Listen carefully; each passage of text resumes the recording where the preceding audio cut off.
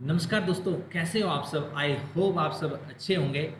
तो नया सेशन शुरू हो चुका है और नई-नई एनर्जी और नई-नई बुक्स आपने खरीद ली होंगी। और इसी नए सेशन की शुरुआत में आज हम शुरू करने वाले हैं क्लास 10 सीबीएसई सब्जेक्ट मैथ का चैप्टर नंबर 1 रियल नंबर। तो पार्ट 1 होने वाला है और इस वीडियो में हम सिर्फ रियल नंबर के इंट्रोडक्शन के बारे में पढ़ेंगे।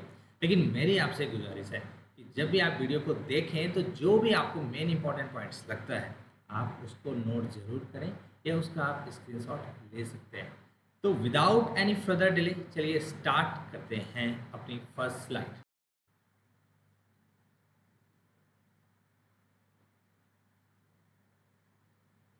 तो चलिए पहली स्लाइड में हमारे पास एक रियल नंबर का खूबसूरत माइंड मैप आपको दिखाई दे रहा होगा। ये सुनो, दिखाई दे रहा है? ठीक है, दिखाई दे रहा है। तो रियल नंबर आपके दो नंबर से मिलकर बनते हैं, एक है रेशनल नंबर और एक है इरेशनल नंबर। इनके बारे में हम डीपली आगे पढ़ेंगे। रेशनल नंबर के अंडर में आपके दो नंबर नहीं, तीन नंबर नहीं, इसके अंदर में बहुत सारे नंबर आते हैं, लेकिन फिलहाल हम तीन नंबर्स को पढ़ रहे हैं। तो रेशनल रेशनल नंबर के अंदर में आपके इंटीजर नंबर आते हैं, इंटीजर के अंडर में आपके होल नंबर आते हैं, होल नंबर के अंडर में आपके नेचुरल नंबर आते हैं। अब छोटी क्लासेस से हम ये नंबर सिस्टम पढ़ते आ रहे हैं। मैडम हमें काउंटिंग नंबर भी पूछते थे, कई बार नहीं बता पाते थे तो मार भी पड़ती थी। तो चलिए मैं आपको ना थोड़ा बेसिक से समझा लेता हूँ एक बार फिर से। तो नेचुरल नंबर क्या होते हैं? काउंटिंग नंबर जिन्हें हम शुरू से कहते आ रहे हैं वही हमारे नेचुरल नंबर होते हैं। तो आप कहाँ तक काउंट कर सकते हो, आप करते जाओ, वो सारे आपके नेचुरल नंबर होंगे। आगे समझ में? ठीक है जी। चलते हैं आप होल नंबर की तरफ। नेचुरल नंबर में हमने क्या किया, एक नंबर की कमी खल रही थी। क्या था वो नंबर? जीरो। तो जैसे ही हमने जीरो ऐड किया, now it becomes whole number. Okay. Integer number क्या है? अब होल नंबर में हमारे पास पॉजिटिव नंबर भी आ गए, जीरो भी आ गए, लेकिन नेगेटिव नंबर की अभी भी कमी खल रही थी। So then we added negative number in the whole number and it becomes integer number. तो आई होप आपको इस समझ में आ गया होगा। और ये तीनों नंबर मिलकर किस में आते हैं? रेशनल नंबर में आते हैं। अब मैं आपको रेशनल और रेशनल दूसरी स्लाइड में डीपली और सही तरीके से और आसान भाषा में आपको समझाता हूँ। तो चलिए नेक्स्ट स्लाइड की तरफ हम चलते हैं।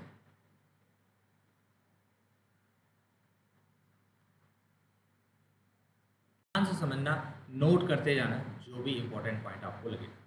तो रेशनल नंबर की पहले डेफिनेशन को समझते हैं। पहले इंग्लिश में समझ लेते हैं क्या कह रहा है भैया। कि p is any integer and q any non zero integer, then p upon q is a rational number. पहली डेफिनेशन। दूसरी, decimal form of a rational number is terminating और नॉन टर्मिनेटिंग एंड रिकरिंग। अब ये बड़े heavy word use कर रहा है, इसका मतलब मैं आपको एग्जाम्पल देके क्लियर तरीके से आपको समझाता हूँ, आप वीडियो में बने रहो। ओके।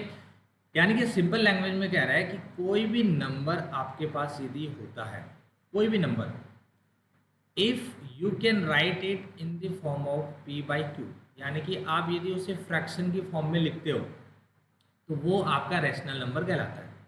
एग्जाम्पल के तौर पर हम लेते हैं जैसे 3/2। ये एक ऐसा नंबर है जिसे मैंने p बाई क्यू के रूप में लिख दिया हो। क्यों? हमारा जीरो नहीं होना चाहिए। क्यों नहीं होना चाहिए? हमारा जीरो नहीं होना चाहिए। तो ठीक है भाई, क्यों मैंने दो ले लिए, जीरो नहीं है, और p हमारे पास 3 है, दोनों हमारे पास इंटीजर है। अब ये तो हो गई पहले डेफिनेशन के तौर पर रेशनल नंबर, यानी कि जो भी फ्रैक्शन आपको दिखेगा और वो पी वाई क्यू की फॉर्म में होगा, क्यू यदि ज़ीरो नहीं होगा तो आप उसको रेशनल नंबर कह सकते हैं। बिल्कुल 100% श्योरिटी के साथ आप उसे रेशनल नंबर कह सकते हैं। लेकिन जो दूसरी डेफिनेशन थी कि if decimal form of a rational number is terminating और नॉन टर्मिनेटिंग एंड रिकरिंग, यानी कि यदि टर्मिनेटिंग होगा तब भी वो रेशनल कहलाएगा, नॉन टर्मिनेटिंग और रिकरिंग होगा तब भी वो रेशनल कहलाएगा। अब इन दोनों वर्ड का मीनिंग है, मैं डीपली आपको एग्जांपल देके समझाता हूँ। जैसे हमारे पास था 3/2, इसको हम डेसिमल में कन्वर्ट करते हैं तो कितना आएगा? ये आएगा 2 1 2 1.5। ओके। अब इसकी जो डेसिमल फॉर्म है, 5 के बाद कोई डिजिट आगे प्रोसीड तो नहीं हो रही ना, तो यानी कि ये यहीं पर एंड हो गया। तो इस तरह के डेसिमल एक्सपेंशन को कहते हैं हम टर्मिनेटिंग डेसिमल एक्सपेंशन। क्या कहेंगे? टर्मिनेटिंग, यानी कि जो आगे प्रोसीड नहीं होता है उसे हम कहते हैं टर्मिनेटिंग डेसिमल एक्सपेंशन। क्लियर हो गया?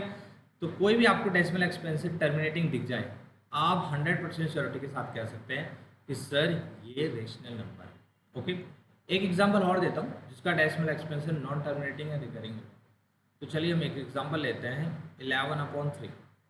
ओके, इसको डिवाइड करते हैं 3 3 ज़ा 9, 20, 3 6 ज़ा 18, 3 6 ज़ा 18, 3 6 ज़ा 18।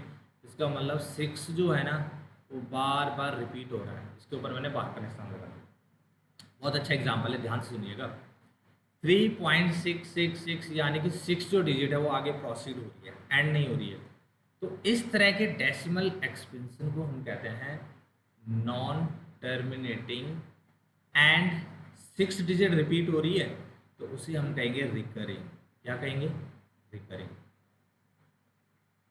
तो if you find any decimal form in non terminating and recurring, so you can consider it as a rational number। तो रेशनल नंबर की बेसिक से डेफिनेशन थी, मैंने दोनों डेफिनेशन के बेस में आपको समझा दिया। If it will be in the fraction form तो you can consider it as rational number. क्यों? आपका ज़ीरो नहीं होना चाहिए। यदि डेसिमल फॉर्म में होगा तो डेसिमल में आपका टर्मिनेटिंग होना चाहिए, रेशनल नंबर हो जाएगा, और नॉन टर्मिनेटिंग, रिपीटिंग या रिकरिंग होना चाहिए, तभी वो आपका रेशनल नंबर होगा। तो आई होप आपको इस समझ में आ गया होगा कि रेशनल नंबर किसे कहते हैं। तो चलिए हम नेक्स्ट स्लाइड की तरफ चलते हैं और पढ़ते हैं इरेशनल नंबर किसे कहते हैं। तो next slide we have is about irrational number. तो इरेशनल नंबर को समझते हैं, ध्यान से समझते हैं, जल्दीबाजी की कोई ज़रूरत नहीं है, आप नोट करते रहिए। यदि आपको नोट करने में प्रॉब्लम हो रही है ना, स्क्रीनशॉट ले लीजिएगा, मैंने अच्छे से आपको पीपीटी बना के दे रखी है। तो इसकी डेफिनेशन पढ़ते क्या है? Numbers whose decimal form is non terminating and non recurring are called rational number. कुछ एग्जाम्पल लेते हैं, ऐसे आपको समझ में नहीं आए तो कुछ आपके पास एग्जाम्पल आप स्क्रीन में देख रहे होंगे। तो कुछ स्क्वायर रूट में मैंने नंबर ले रखे हैं और उसी के सामने मैंने उनकी डेसिमल फॉर्म को रिप्रेजेंट किया है। ये √2 की डेसिमल फॉर्म है, ये √3 की है, ये √5 की है और ये √6 की है। अब आप कह रहे हो सर आपने √4 क्यों नहीं लिया, आपने √9 क्यों नहीं लिया? इस पर भी आएंगे अभी, लेकिन पहले हम ऊपर वाले को समझते हैं। अब √2 की, ध्यान से सुनिएगा, √2 की यदि हम डेसिमल फॉर्म्स को ध्यान से देखें तो 1.414213562373 कोई भी पर्टिकुलर पैटर्न, कोई भी ग्रुप ऑफ नंबर, कोई भी सिंगल डिजिट मतलब कंटिन्यूअली रिपीट हो रही है, नहीं हो रही है। तो इस तरह के डेसिमल एक्सपेंशन को पता है हम क्या कहते हैं? इसको हम कहते हैं सर नॉन टर्मिनेटिंग। क्या कहेंगे? Non terminating and non recurring. यानी कि एक तो एंडलेस चलता जाए और साथ ही साथ कोई पर्टिकुलर डिजिट या ग्रुप ऑफ नंबर रिपीट ना हो। तो इस तरह के डेसिमल एक्सपेंशन को हम नाम देते हैं, कैसा नंबर होगा ये होगा इरेशनल नंबर। कैसा होगा भाई?